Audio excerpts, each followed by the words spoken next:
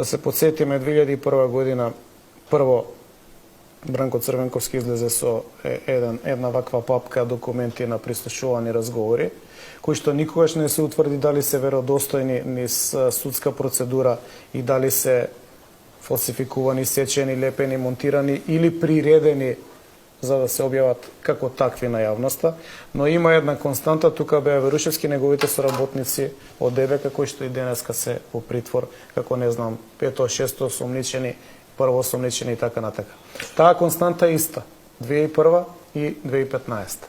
Тоа го вадат структури кои што се дел од пропагандна машина, која пропагандна машина тврди дека има друга пропагандна машина која што сокрива вестината.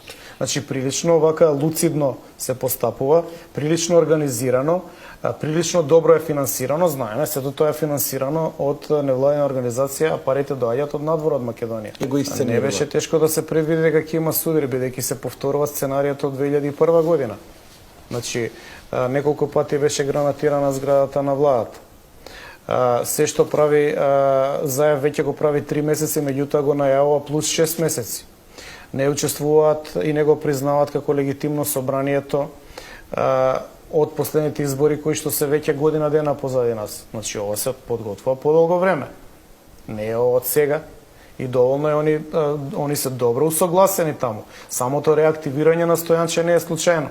Значи, Бранко си кажа во писмо, време е да се урне оваа власт на улица, како што ја мислев во 2012, оти СДСМ не може да победи на избори.